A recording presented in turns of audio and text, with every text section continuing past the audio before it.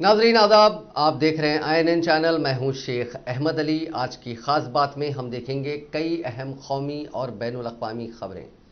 लेकिन पहले बात हैदराबाद की। हैदराबाद अब दुनिया का दूसरा सबसे ज्यादा सर्वेलेंस वाला शहर बन गया है।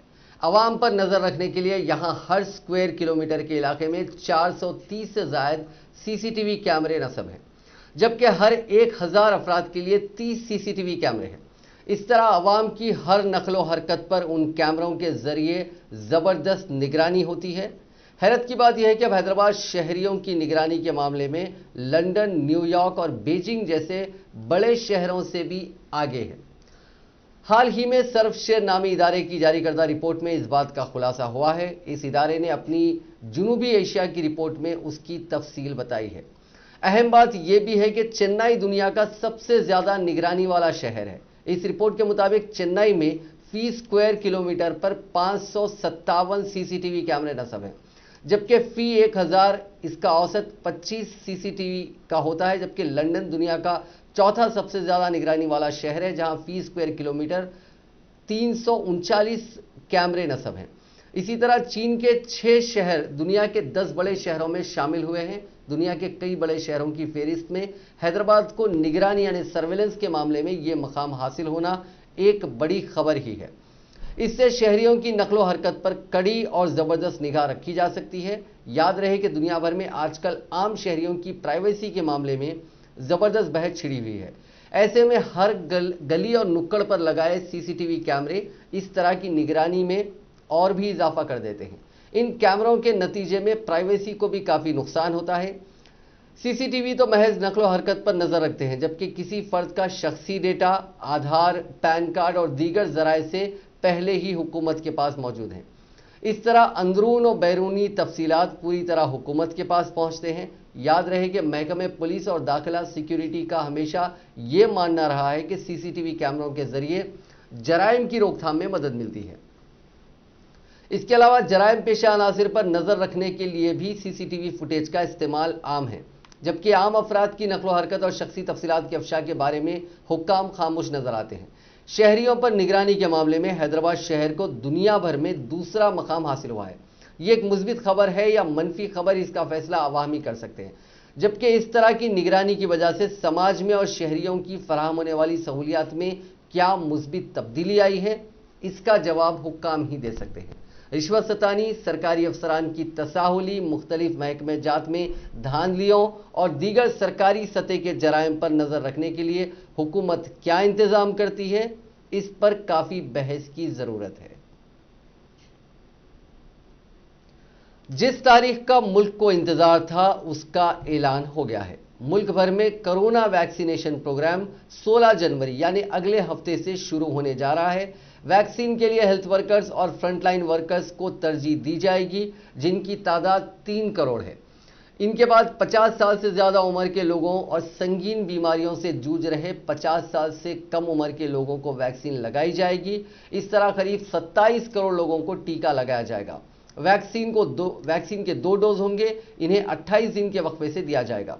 सभी को 2 डोज लगाने होंगे, तभी वैक्सीन शेड्यूल पूरा होगा। दूसरा डोज देने के 2 हफ्ते बाद जिस्म में कोरोना से बचाने वाली एंटीबॉडीज बन जाएंगी। एंटीबॉडीज यानी जिस्म में मौजूद वो प्रोटीन जो वायरस, बैक्टीरिया, फंगी और पैरासाइट्स के हमले को बेअसर कर देता है। मुल्क में कोरोना के हालात का जायजा लेने के लिए वजीर आजम नरेंद्र मोदी ने हफ्ते के रोज एक हाई लेवल मीटिंग बुलाई थी। इसमें उन्होंने वैक्सीनेशन के लिए रियासतों की तैयारियों का जायजा भी लिया। इजलास में cabinet secretary, principal secretary, health secretary और दूसरे सीनियर अफसर भी शामिल हुए थे। इसके बाद वजीर आजम ने सोशल मीडिया पर मुल्क को बधाई दी। लिखा कि हिंदुस्तान कोविड-19 से लड़ाई में 16 जनवरी को एक अहम कदम आगे बढ़ाने जा रहा है। उस दिन से नेशनल लेवल पर वैक्सीनेशन ड्राइव शुरू होगा। इसमें हमारे बहादुर डॉक्टरों, हेल्थ केयर वर्कर्स, सफाई कर्मचारियों, इनको मिलाकर सभी फ्रंटलाइन वर्कर्स को अहमियत दी जाएगी। इस जगह से सोशल और पॉलिटिकल लीडरशिप के लिए दुनिया भर में भारतीय मूल के साथियों पर भरोसा और मजबूत हो रहा है। हमारे आज के इस आयोजन के मुख्य अतिथि सूरीनाम के नए राष्ट्रपति श्रीमान चंद्रिका प्रसाद संतोखी जी, वे स्वयं भी इस सेवा भाव का एक शानदार उदाहरण है। और मैं ये भी कहूंगा कि इस कोरोना काल में विदेशों में रहने वाले हमारे कई भारतीय भाई बहनों ने भी अपना जीवन खोया है। मेरी उनके प्रति संवेदना है और उनके परिवारजनों के प्रति भी मैं परमात्मा बहुत शक्ति दे, ये प्रार्थना करता हूं।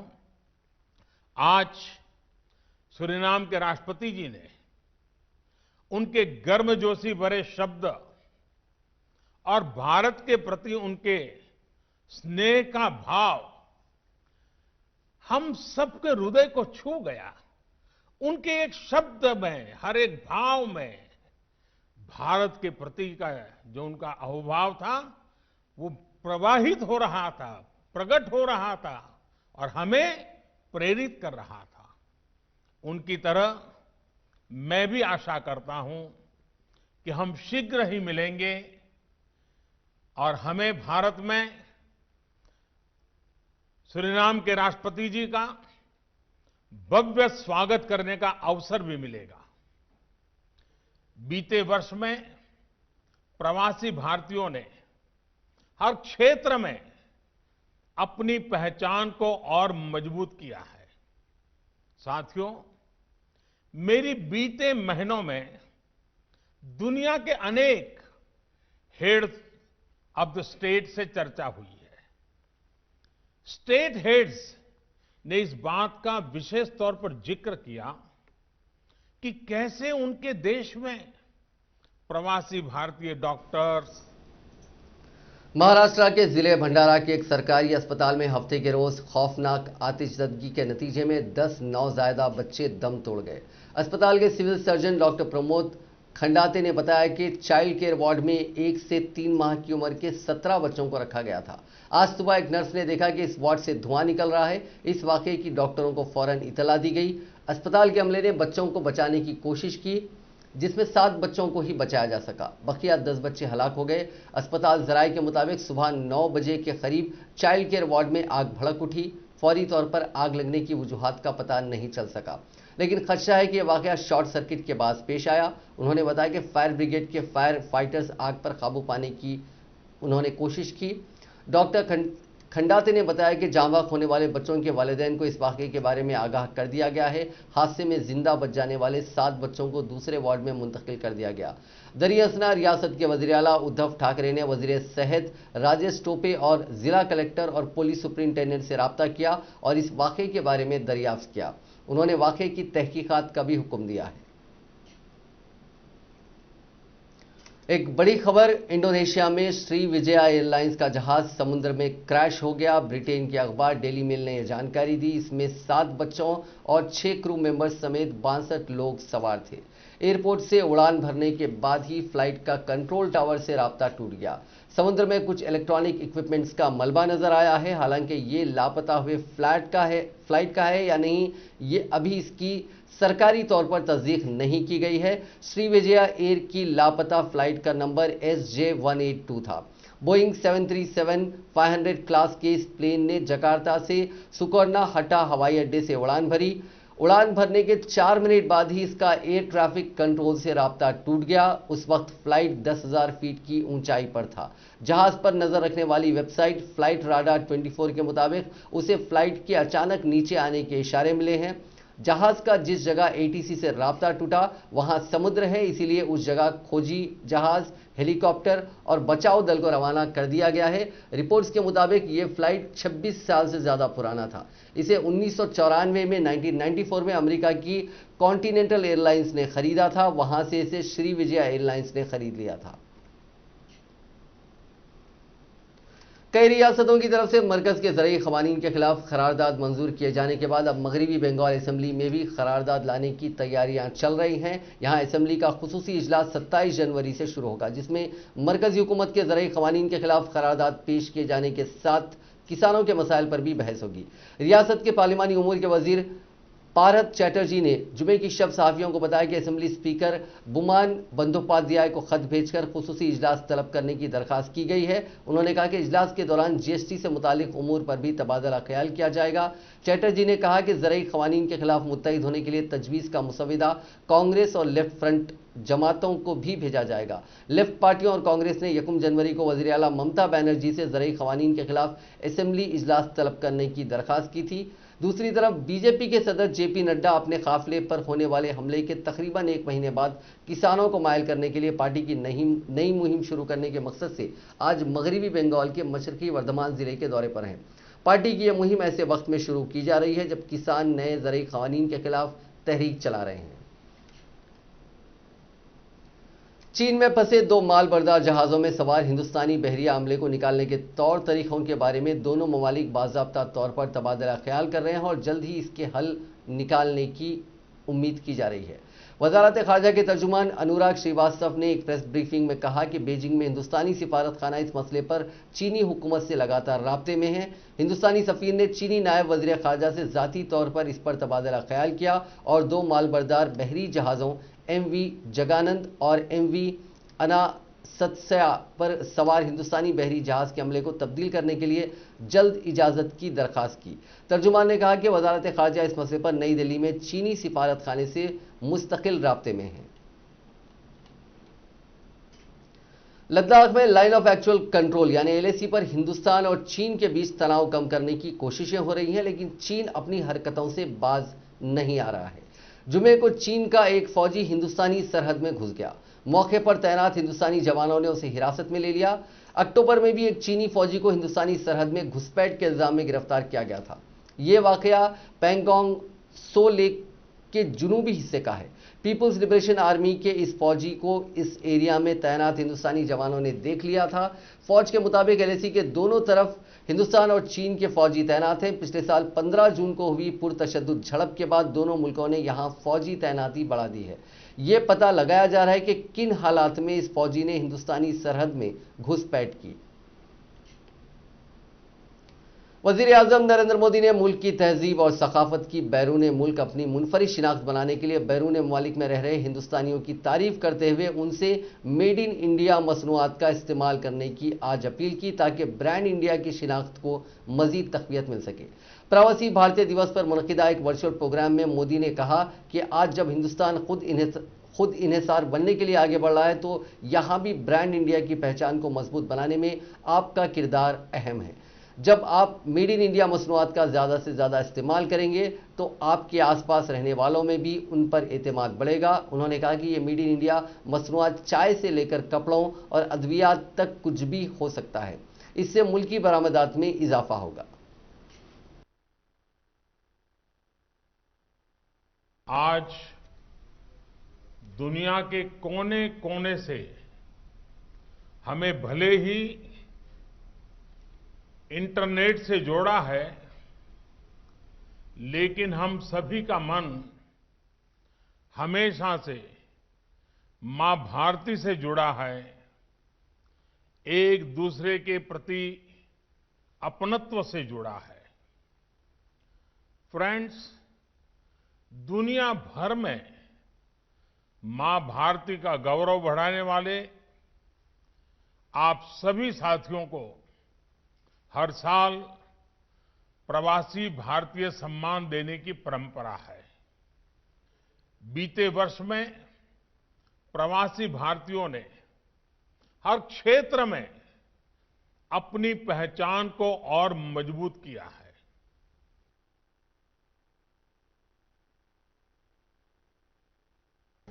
आज दुनिया के कोने कोने से रुखसत पजीर अमरीकी सदर डोनाल्ड ट्रंप ने कैपिटल हिल पर हमले के बाद अदम एतमाद की तहरीक का सामना करने से बचने के लिए तमाम इल्जामात अपने हामियों पर डाल दिए हैं और कहा कि अमरीकी जमहूरियत को नुकसान पहुंचाने और कानून तोड़ने वालों को सजा भुगतनी पड़ेगी।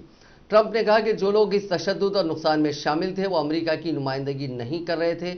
उन्होंने इस वाक़े की दुनिया भर में होने वाली मजम्मत और डेमोक्रेट्स की जानिब से अदम एतमाद की तहरीक के पेश नज़र अब अपने हामियों से पल्ला झाड़ लिया है। ट्रंप की इस वजाहत से बहरहाल माहिरीन मुतमईन नहीं है और कांग्रेस के रुकन एडम कंजिंग ने अपनी पार्टी के कायद को मुखातिब करके कहा कि उन्होंने मुजाहिरीन को इमारत में धावा बोलने के लिए उकसाया था। उन्होंने कहा कि बदबख्ती है कि सदर ने अमेरिका के अवाम के तहफ़्फ़ुज़ के तईं अपनी जिम्मेदारी से रूगर्दानी की और लोगों को इश्तियाल दिलाने का काम किया। इसलिए वक्त आ गया है कि 25th अमेंडमेंट नाफिज कर दी जाए, जिसके तहत अगर कोई सदर दिमागी तौर पर अपनी जिम्मेदारियां पूरी करने में नाकाम हो तो उसे हटा दिया जाता है। रिपब्लिकन पार्टी के एक और रुकन वर्मोंट के गवर्नर फुल स्कॉट ने भी इसकी तायद की और कहा कि इसमें कोई शक नहीं है कि सदर के ज़ाती मफादात, अफसानवी बातें और अना ने अमरीका की तारीख में इसको एक खतरनाक तरीन मोड़ पर ला खड़ा किया। इस बीच पुलिस का कहना है कि कैपिटल हिल में तशद्दुद के दौरान जख्मी होने वाले पुलिस अफसर ब्रायन डी स्किंक बादअज़ां अस्पताल में दम तोड़ गए। उनके अलावा एक खातून और हंगामी इक़दाम के दौरान मजीद 3 अफराद हलाक हुए थे।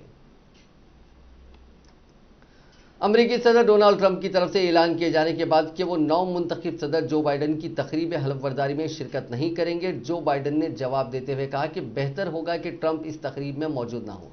बाइडन ने जुमे के रोज़ की गई 9 तश्कील हुकूमत की तरजीहात का भी ऐलान किया। उन्होंने कहा कि अमरीकी मईशत की बहाली और वैक्सीन की तकसीम के अहतमाम पर तवज्जो दी जाएगी। उन्होंने नई इंतजामिया में कई नई चीज़ें शामिल करने का भी वादा किया। जो बाइडन ने एक प्रेस कॉन्फ्रेंस के दौरान कहा कि उनकी काबीना में 24 मर्द और खवातीन शामिल होंगी। उन्होंने कहा कि मेरी टीम में शामिल तमाम अफराद पहले रोज से ही काम करने के लिए तैयार हैं। बाइडन ने उम्मीद जाहिर की कि सेनेट इन तकर्रियों को जल्द मंजूरी देगा। ख्याल रहे कि ट्रंप ने गुज़िश्ता रोज़ ही कहा था कि जिन अमरीकियों ने उन्हें वोट दिया उनके साथ गैर मुनासिब सलूक ना किया जाए और वो नए सदर जो बाइडन की हल्फबर्दारी की तकरीब में शरीक नहीं होंगे। अमेरिकी पार्लियामेंट के अंदर और बाहर जुमेरात को हुए तशद्दुद के लिए डोनाल्ड ट्रंप को जिम्मेदार ठहराया जा रहा है। ट्विटर ने उनके personal account @real Donald Trump को परमानेंटली ब्लॉक कर दिया है। ट्रंप का यह अकाउंट 4 मई 2009 को क्रिएट और एक्टिव हुआ था। इससे अब तक करीब 57,000 ट्वीट किए गए थे। जब ट्रंप ने इसका इस्तेमाल शुरू किया था तो वो सिर्फ न्यूयॉर्क के रियल एस्टेट बिजनेसमैन थे। वक्त के साथ उनकी मकबूलियत में इजाफा होता गया। 2016 में वो दुनिया के सबसे ताकतवर मुल्क के सदर बने। ट्रंप ने जुमे को बतौर प्रेसिडेंट अपने ऑफिशियल अकाउंट @POTUS से ट्वीट किया, जिसे ट्विटर ने कुछ सेकंड के अंदर अंदर डिलीट कर दिया। इस ऑफिशियल अकाउंट से ट्रंप ने लिखा कि हम मुस्तकबिल में एक नया प्लेटफॉर्म बनाएंगे, हमारी आवाज़ दबाई नहीं जा सकती, ट्विटर हमारे हुकूक को दबाने में लगा है। ट्विटर ने डेमोक्रेट्स के साथ मिलकर मेरा अकाउंट ट्विटर से हटवा दिया है। 7 करोड़ 50 लाख लोगों की आवाज़ को दबाया नहीं जा सकता। ट्विटर ने ट्रंप के पर्सनल अकाउंट को हमेशा के लिए सस्पेंड कर दिया है। ट्विटर ने कहा कि मुस्तकबिल में तशद्दुद के खतरे को भांपते हुए हमने ये फैसला लिया। ट्रंप के अकाउंट के हाल में किए गए ट्वीट्स का रिव्यू किया गया था। ट्विटर ने इससे पहले इंतबाह दिया था कि ट्रंप ने मुस्तकबिल में कवायद तोड़े तो उनका अकाउंट हमेशा के लिए बंद किया जा सकता है। फेसबुक ने भी उनके FB और इंस्टाग्राम अकाउंट पर 2 हफ्ते के लिए रोक लगा दी थी। सोशल मीडिया साइट ने ट्रंप के एक वीडियो को मुतनाज़िया बताया। फेसबुक के वाइस प्रेसिडेंट गुए रजेन ने कहा कि यह इमरजेंसी है, ट्रंप के वीडियो से तशद्दुद और भड़क सकता है। अब बात कोरोना वायरस की। दुनिया में कोरोना मरीजों का आंकड़ा 8 करोड़ 94 लाख से ज्यादा हो गया। 6 करोड़ 41 लाख से ज्यादा लोग ठीक हो चुके हैं। अब तक 19,24,482 लोग जान गंवा चुके हैं। इसी दौरान अमेरिका में कोरोना से हालात बद से बदतर हो रहे हैं। जुमे को वहां एक ही दिन में 1,30,000 से ज्यादा मरीजों को हॉस्पिटल में भर्ती कराया गया था। अमेरिका में वैक्सीनेशन भले ही शुरू हो गया हो, लेकिन यहां हालात फिलहाल काबू में आते नहीं दिखते। यह लगातार 38वां दिन था जब मुल्क के अस्पतालों में 1 लाख से ज्यादा मरीज भर्ती हुए। इनमें से कुछ की हालत तशवीशनाक बताई गई है। वहीं कनाडा के वजीर आजम जस्टिन ट्रूडो ने जुमे की रात मुल्क के नाम खिताब में कहा कि कोरोना से खतरा बढ़ रहा है। जस्टिन ने कहा कि मैं कुछ छिपाना नहीं चाहता, मैं साफ तौर पर कह रहा हूं कि मुल्क में कोरोना का खतरा पहले के मुकाबले तेजी से बढ़ रहा है। यह सिर्फ हमारे मुल्क में नहीं बल्कि दूसरे मुल्कों में भी यह खतरा बढ़ रहा है। मैं मुल्क के लोगों से अपील करता हूं कि वो हर एहतियात बरतें ताकि हम इन्फेक्शन को बढ़ने से रोक सकें। अमेरिका में 2 अलग अलग स्टडीज में कोरोना वायरस के खिलाफ नई जानकारी सामने आई है। रिसर्चर्स ने एक नैनो पार्टिकल वैक्सीन बनाई है जो सिंगल डोज के बाद ही वायरस को खत्म करने वाला एंटीबॉडी रिस्पांस डेवलप करती है। वहीं रिसर्चर्स की एक और टीम ने वो तरीका खोज निकाला है जिससे चंद सेकंड में पता चल जाएगा कि वैक्सीन का जिस्म पर रिस्पांस क्या रहा है। अमेरिका में स्टैनफोर्ड यूनिवर्सिटी के पीटर किम की क़यादत वाली टीम ने कहा कि कोरोना वैक्सीन का पहला टारगेट स्पाइक प्रोटीन है, जिसके जरिए कोरोना वायरस जिस्म में दाखिल होता है। अमेरिका में इस वक्त 2 वैक्सीन को अप्रूवल मिला है और ये दोनों ही mRNA वैक्सीन है, जो इंसानों की नसों में आर्जी तौर पर स्पाइक प्रोटीन बनाती हैं। इससे इम्यून रिस्पॉन्स डेवलप होता है और एंटीबॉडी प्रोडक्शन शुरू होता है। ACS सेंट्रल साइंस जर्नल में पब्लिश स्टडी के मुताबिक टीम ने चूहों पर अपनी वैक्सीन आजमाई। सिंगल डोज के बाद ही उनमें कोरोना वायरस से रिकवर हो चुके कॉन्वलसेंट प्लाज्मा से दुगने ज्यादा एंटीबॉडीज बनी हैं। ये स्पाइक प्रोटीन से इम्यूनाइज किए गए चूहों के मुकाबले में बहुत ज्यादा थी। 21 दिन बाद दूसरा डोज देने पर एंटीबॉडीज की तादाद और बढ़ गई। इन नतीजों को अभी इंसानों पर होने वाले क्लिनिकल ट्रायल्स में साबित होना है। इसके बाद भी रिसर्चर्स का मानना है कि स्पाइक या फेरिटीन नैनो पार्टिकल्स कोरोना के खिलाफ सिंगल डोज वैक्सीनेशन के लिए नेचुरल स्ट्रैटेजी हो सकते हैं। सऊदी फरमानरवा शाह सलमान बिन अब्दुल अजीज अल सऊद को न्योम शहर में कोरोना वैक्सीन की पहली खुराक दी गई। वजीर सेहत डॉक्टर तौफीक बिन फौजान अल अरेबिया ने शाह सलमान का शुक्रिया अदा किया, जिन्होंने वबा के आगाज से अब तक ममलिकत की सरजमीन पर शहरी और मुकीम अफराद की सेहत और उनकी जानों के तहफ़्फ़ुज़ के लिए गिरां कदर खिदमात अंजाम दिए। डॉक्टर अल अरेबिया ने कहा कि आज खादिमुल हरमैन शरीफैन को उनकी ख्वाहिश के मुताबिक वैक्सीन लगाई गई। उनकी जानिब से यह इक़दाम इस बात की तस्दीक करता है कि इलाज से पहले ही रियासत की पॉलिसी हमेशा वबा की रोकथाम पर मरकूज रही है। काबिल ज़िक्र है कि सऊदी वजारत सेहत के तर्जुमान मोहम्मद अल अब्दुल आली ने जुमेरात के रोज़ एक प्रेस कॉन्फ्रेंस में इंकशाफ किया था कि तग़य्युर पज़ीर कोरोना वायरस से मुतासरा अफराद के केसेस सामने आए हैं। उन्होंने कहा कि हमने हाल ही में तब्दील शुदा वायरस से 10 मुतासरा अफराद की तशखीस की है। हम उनके साथ राब्ते में आने वाले तमाम अफराद का सुराग लगा रहे हैं। उनमें से किसी में भी इन्फेक्शन नहीं पाया गया। आलमी इदारे सेहत यानी वर्ल्ड हेल्थ ऑर्गेनाइजेशन ने कोरोना वैक्सीन की सप्लाई के सिलसिले में अमीर ममालिक पर चुटकी लेते हुए कहा कि वो गरीब और पसमानदा तरीन ममालिक तक इस वैक्सीन को पहुंचाने में मदद करें। WHO के सरबराह टेड्रोस गैब्रियोसिस ने जुमे के रोज कहा था कि वैक्सीन साज कंपनियों और अमीर ममालिक वैक्सीन के सिलसिले में दो तरफा सौदे करना बंद करें और ज्यादा से ज्यादा वैक्सीन बनाने और उसकी यकसा तकसीम पर जोर दें। गैब्रियोसिस ने जिनीवा में प्रेस कॉन्फ्रेंस में कहा कि WHO के वैक्सीन तकसीम निज़ाम कोवैक्स ने वैक्सीन की 2 करोड़ खुराकों का माहिदा किया है, लेकिन अमीर ममालिक इजाफी दो तरफा सौदे करके वैक्सीन की सप्लाई कर रहे हैं। इनमें उन ममालिक से अपील करता हूं कि जिनके पास वाफर मिकदार में वैक्सीन मुहैया है वो फौरन कोवैक्स को भी वैक्सीन मुहैया करवाएं। अब तक 42 ममालिक ने टीकाकारी शुरू कर दी है, जिनमें से 36 आला आमदनी और 6 मुतवस्सो आमदनी वाले मुल्क शामिल हैं। अमीर ममालिक ने शुरुआत में ही कई वैक्सीन खरीदी हैं। इससे मुमकिना तौर पर सभी के लिए वैक्सीन की कीमत बढ़ जाएगी, जिससे सबसे गरीब और पसमानदा ममालिक को वैक्सीन नहीं मिल पाएगी। Set up by Gavi, CEPI and WHO in April last year has now secured contracts of 2 billion doses of safe and effective COVID-19 vaccines, which we're ready to roll out as soon as the vaccines are delivered. And we also have the right of first refusal on an additional 1 billion doses. However, this is where the current challenge is. At present, 42 countries are rolling out safe and effective COVID-19 vaccines. 36 of these are high-income countries and 6 are middle-income countries. So there is a clear problem that low and most middle-income countries are not receiving the vaccine yet. This is a problem we can and we must solve together through COVAX and the ACT Accelerator. At the outset, rich countries have bought up the majority of the supply of multiple vaccines. Now, we're also seeing both high and middle-income countries that are part of COVAX making additional bilateral deals. Hindustan में जानलेवा और मोहलिक तरीन corona virus कोविड-19 के 18,000 से ज़्यादा नए cases report हुए हैं, जबकि इस मोजी वबा से शिफायाब होने वाले मरीजों की तादाद में मुसलसिल इजाफे से एक्टिव केसेस की तादाद या उसका शरह घटकर 2.15% रह गई है। हफ्ते को वजारत सेहत की जानिब से जारी ताज़ा तरीन आदाद-ओ-शुमार के मुताबिक गुज़िश्ता 24 घंटों के दौरान कोरोना वायरस के 18,222 नए केसेस रिपोर्ट हुए, जिससे मुल्क में मोजी वबा से मुतासरीन की तादाद बढ़कर 1,04,31,000 से तजावुज़ कर गई। इसी के साथ 19,253 मरीजों की शिफायाबी से सेहतमंद होने वाले अफराद की तादाद 1,56,651 हो गई। एक्टिव केसेस 1259 से घटकर 2,24,000 रह गए। इसी अरसे में मुल्क में मजीद 228 कोरोना मरीजों की मौत से हलाक शुदगान की मजमूई तादाद 1,50,798 हो गई है।